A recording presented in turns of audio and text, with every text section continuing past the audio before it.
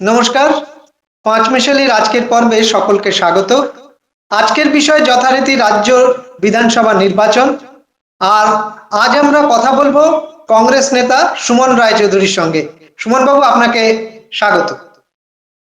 আহ, ধন্যবাদ। আপনাদের সঙ্গে যুক্ত হতে পেরে আমি অত্যন্ত আনন্দিত। আমি নেতা নই, আমি কংগ্রেস দলের একজন মুখপাত্র এবং কর্মী। নেতৃত্ব আচ্ছা, আছেন আমার মাথার উপরে। আমি একজন সাধারণ মুখপাত্র এবং সাধারণ কর্মী। বলুন। আচ্ছা। রাজ্যে ভোট ঘোষণা হয়ে গেছে। তিনটি দল তাদের প্রার্থী তালিকা ঘোষণা করে দিয়েছে। বাম, বিজেপি তারাও প্রাথমিক পর্বের প্রার্থী তালিকা ঘোষণা করেছে। পরবর্তী পর্যায়ে হয়তো দু একদিনের মধ্যেই চূড়ান্ত প্রার্থী তালিকা ঘোষণা হয়ে যাবে। কংগ্রেস কি এ ব্যাপারে একটু পেছিয়ে পড়ছে? পিছনের ব্যাপার নয় এটা। দেখুন, যেহেতু কংগ্রেস একটি সর্বভারতীয় দল এবং এই সময় শুধু পশ্চিমবঙ্গ না, আসাম, কেরালা, বিভিন্ন রাজ্যে ভোট চলছে। প্রতিটি রাজ্যেরই পার্ট বাই পার্ট স্ক্রিনিং হচ্ছে, প্রার্থী তালিকা তৈরি হচ্ছে এবং সেগুলো ধাপে ধাপে রিলিজ হচ্ছে। তা আমরা আশা করছি দু একদিনের মধ্যেই আপনারা পশ্চিমবঙ্গ কংগ্রেসের প্রাথমিক প্রার্থী তালিকা দেখতে পাবেন।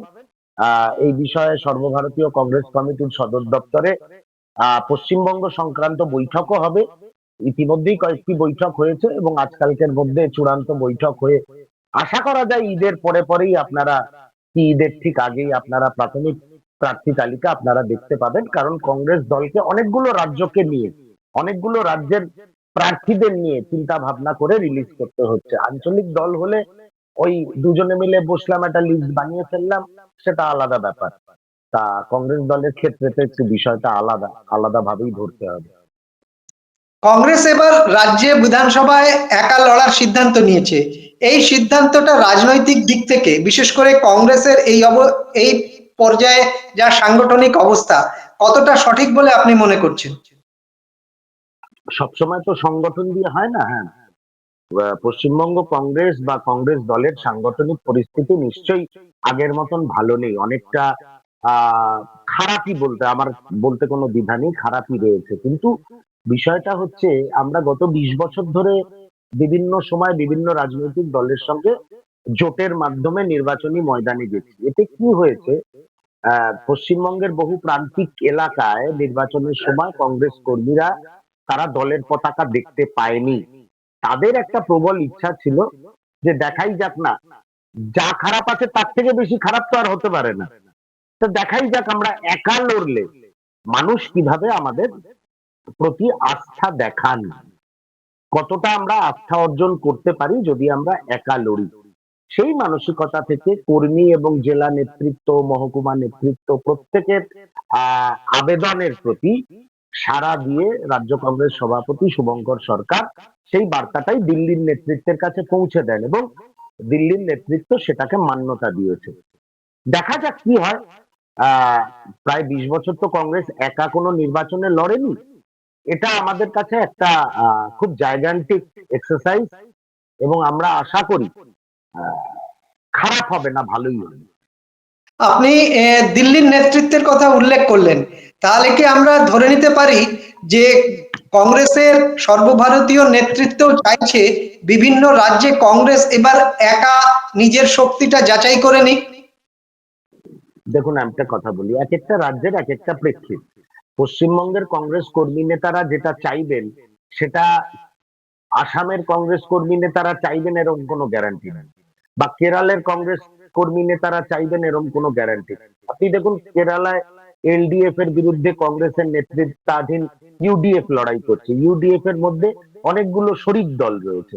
তাহলে কেরালার চিন্তাধারা আর পশ্চিমবঙ্গের চিন্তাধারার মধ্যে তো বিস্তর ফারাক রয়েছে। তা সেই জন্য প্রতিটি রাজ্যের আলাদা আলাদা প্রেক্ষিত থাকে।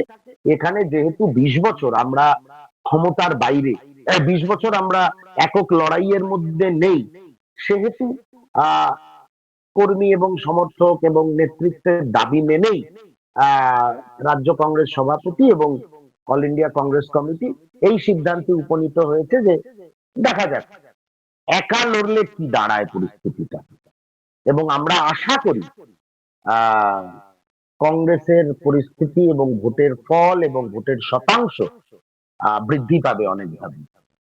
একা লড়ার এই যে বড় সিদ্ধান্ত আপনারা নিলেন, তাতে রাজ্য বিধানসভা নির্বাচনে শূন্যের গেরো পেরোতে পারবেন কি? দেখুন, মানুষে তো নতুন সিদ্ধান্ত বা আহ, নতুন কোন স্টেপস নেয় যাকে আমরা বলি আহ, ভালোর জন্য, ভালো হবে ভেবেই। এটা তো ঘটনা 20 বছরে আমরা যখন বিভিন্ন রাজনৈতিক দলের সঙ্গে সমঝোতা করেছিলাম, আসন সমঝোতা করেছিলাম, দলের মধ্যেই তো একটা অংশ এবং সাধারণ ভোটারদের মধ্যে একটা অংশ অনেক সময় সেটাকে ভালোভাবে নেয়নি। অনেকেরই বক্তব্য ছিল তোমরা একা কেন লড়ছো না।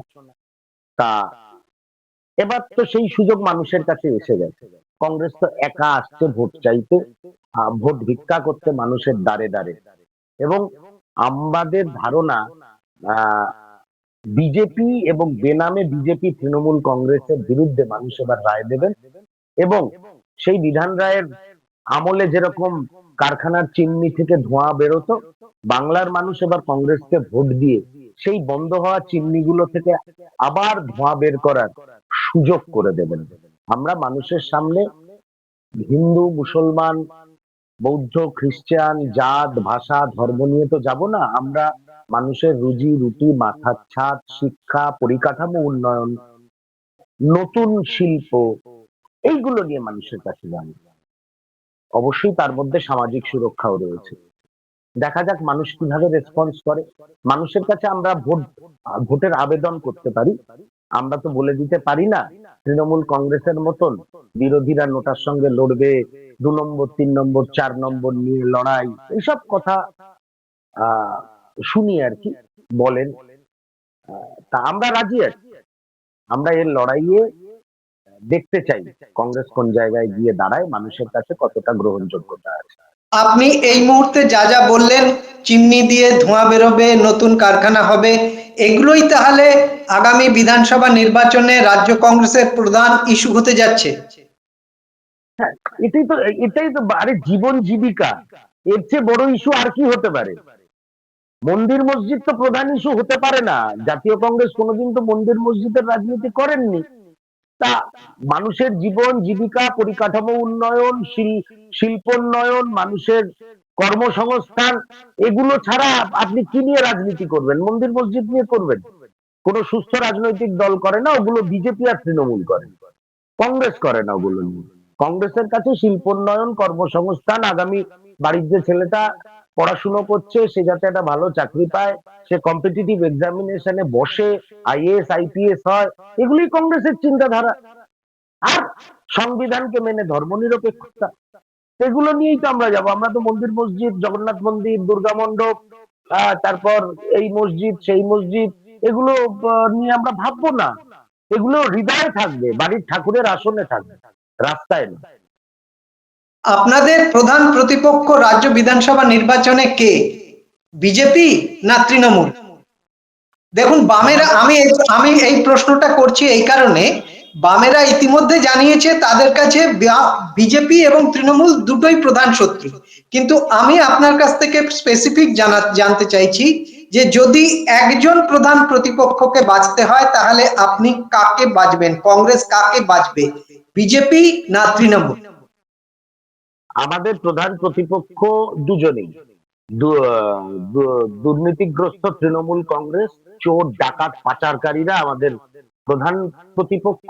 আর যারা সাম্প্রদায়িক রাজনীতি করে এই সমাজটাকে, রবীন্দ্র নজরুলের বাংলার সমাজকে ভাগ করে দিতে চাইছে ভারতীয় জনতা পার্টি, তারাও আমাদের প্রধান প্রতিপক্ষ।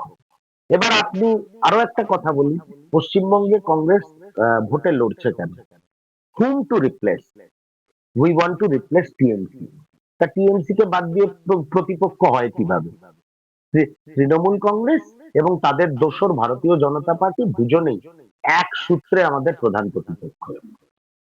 এবারের ভোটে শোনা যাচ্ছে আপনাদের প্রাক্তন রাজ্য সভাপতি এবং একসময় লোকসভায় দলনেতা অধীর চৌধুরী প্রতিদ্বন্দ্বিতা করতে পারেন, সে বিষয়ে আপনি কি বলবেন?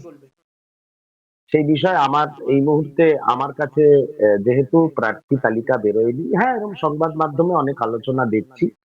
আহ দাঁড়ালে ভালো। সব রাজনৈতিক নেতা সিনিয়ররা যদি দাঁড়ায় রাজনীতির ময়দানে, তা জুনিয়ররা উদ্বুদ্ধ হবেন। তা উনি যদি কন্টেস্ট করেন এবং দল যদি ওনাকে এই বিষয়ে মনোনয়ন দেন, এর মধ্যে অসুবিধার কোনো কারণ নেই, দাঁড়াতেই উনি পারেন। এবং আমি তো আবারও বলছি, সিনিয়র লিডাররা যদি দাঁড়ান, যারা ইয়াং জেনারেশন তারা উদ্বুদ্ধ হয়।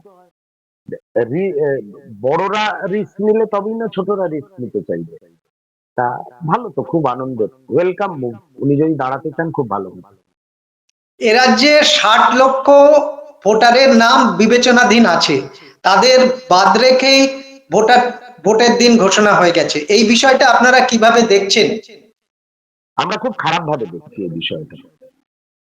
প্রথমে আহ প্রথম থেকে আমরা, রাজ্য কংগ্রেস সভাপতি শুভঙ্কর সরকার সুপ্রিম কোর্টে নিজে পিটিশন করে এই এসআইআর প্রক্রিয়াকে আহ, প্রক্রিয়ার মধ্যে 16 দফা দাবি রেখেছিলেন। এবং সেই দাবিটি শুধু আদালতে না, নির্বাচন কমিশনারের সঙ্গে দেখা করে একাধিকবার কংগ্রেসের প্রতিনিধি দল সেই দাবি রেখেছিল। তা যাই হোক, আহ তা সত্ত্বেও প্রায় 60 লক্ষ, এখনো তো 60 লক্ষ নেই, ওটা 42 লাখে এসে দাঁড়িয়েছে। তা পরশুদিন দেখলাম রাজ্যের মুখ্য নির্বাচনী আধিকারিক মনোজ আগরওয়াল বলছেন যে 10 লাখ 10 লাখ করে আমরা ক্লিয়ার করে দেবো। আমরা চাই একটা inclusive but neat and clean voter list. সেইটা যদি নির্বাচন কমিশন করতে পারেন, কারণ এই এসআইআর প্রক্রিয়াতে প্রচুর ফ্লজ রয়েছে, ত্রুটিপূর্ণ এসআইআর প্রক্রিয়া, যার বিরুদ্ধে আমরা প্রথম দিন থেকে সরব হয়েছি এবং অনেক রাজনৈতিক দলও সরব হয়েছে।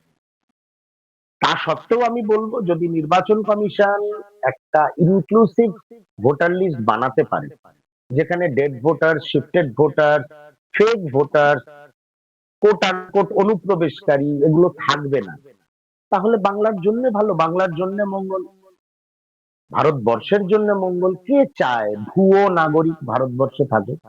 কোন সুস্থ মানসিকতার মানুষ, দল তো পরে আসে, কোন সুস্থ মানসিকতার মানুষই চাইবে না যে ভুয়ো ভোটাররা আমারই সঙ্গে একসঙ্গে গিয়ে ভোট দেবেন বা তাদের নাম ব্যবহার করে তৃণমূল কংগ্রেস ছাপ্পা মারবে। কেউ চায় না, আমিও চাই না। আপনাকে সেই জন্য শেষ বলুন। আপনাকে শেষ প্রশ্ন করব, এই যে ভুয়ো ভোটারের কথা বলছেন, অনুপ্রবেশকারীর কথা বলছেন, এই একই কথা এসআইআর এবং বিজেপির সর্বভারতীয় নেতৃত্ব বিহারে এসআইআর এর সময় থেকে বলে আসছে, এ রাজ্যেও তারা এসআইআর শুরুর সময় থেকে বলছে, অথচ বিহারে এসআইআর সম্পূর্ণ হওয়ার পর তারা প্রকাশ্যে আনেনি কতজন বিদেশি ভোটারকে তারা চিহ্নিত করতে পেরেছে, এই বিষয়টায় আপনি কি বলবেন? আমাদের তো সেটাই বক্তব্য। আপনি অনুপ্রবেশ অনুপ্রবেশ করে বাংলার নারদ কুমার, শুভেন্দু অধিকারী চিল্লিয়ে গেল। অনুপ্রবেশকারী কোথায়, কজন, বিহারে কটা অনুপ্রবেশকারী চিহ্নিত হয়েছে? বিষয়টা আবারও বলি, নির্বাচনের আগে এসআইআর প্রক্রিয়াটা বাংলার রাজনৈতিক পরিসরে নিয়ে আসা মানে একটা নতুন ইস্যু মমতা বন্দ্যোপাধ্যায়কে গিফট করা। এসআইআর এসআইআর করে উনি চেঁচাবেন, সংখ্যালঘু মানুষদের নিয়ে উনি মেরুকরণ করবেন, বিজেপি দিকে আরো সংখ্যাগুরু ভোটটা কনসলিডেটেড হবে, আসল এসআইআর ঘোড়ার ডিম হবে, কিচ্ছু হবে না। তা সত্ত্বেও আমি বলবো, নির্বাচন কমিশন একটি সাংবিধানিক প্রতিষ্ঠান, তারা যদি সত্যি পারেন একটা ফ্ললেস ভোটার লিস্ট ডিক্লেয়ার করতে, তাহলে সেটা ভারতবর্ষ তথা পশ্চিমবঙ্গের জন্য মঙ্গল। কিন্তু আপনি জানবেন, আমি দায়িত্ব নিয়ে বলছি, ঠিক ওয়াকফ বিল যেরকম মমতা বন্দ্যোপাধ্যায় শেষ মুহূর্তে বলেছিল দিল্লিতে গিয়ে আন্দোলন করো, তা নইলে আমার চেয়ে বড় শত্রু কেউ হবে না, ওয়াকফ বিলের আন্দোলন পশ্চিমবঙ্গের মাটিতে মমতা বন্দ্যোপাধ্যায় করতে দেননি। তেমনি এসআইআর হতে দেবো না বলেও পুরো এসআইআর প্রক্রিয়াতে রাজ্য সরকার সহযোগিতা করলো। লাস্ট মোমেন্টে গিয়ে নাটক হলো সুপ্রিম কোর্টে, 3 দিনের নাটকের ধর্ণা হলো দিদিমণির নেতৃত্বে। কিন্তু সবটাই গট আপ বিটুইন ভারতীয় জনতা পার্টি অ্যান্ড তৃণমূল কংগ্রেস। এটাই আমরা বারবার বোঝানোর চেষ্টা করছি বাংলার মানুষকে। এবং বাংলার মানুষ অতটাও বোকা নয় মমতা বন্দ্যোপাধ্যায় হাত তুলে বলবে আমি তোমাদের মাসিয়া, আর সেই সম্প্রদায়ের মানুষ সেটা মেনে নেবে। এতদিন মেনেছেন, অস্বীকার করছি না, এতদিন মেনে, এবার আর মানবেন না। মিলিয়ে দেখে বাংলার নেবেন। মানুষ শেষ অবধি কাকে তাদের মসিয়া বলে মেনে নিচ্ছে সেটা জানা যাবে 4 তারিখ। আমরা সেদিকে অবশ্যই। তাকিয়ে থাকব। আজকের আলোচনা এখানে শেষ করছি। ভোট যত এগোবে আমরা আরো বিভিন্ন বিষয় নিয়ে আপনাদের সঙ্গে কথা বলবো। আজকের আলোচনা এখানে শেষ করছি। নমস্কার।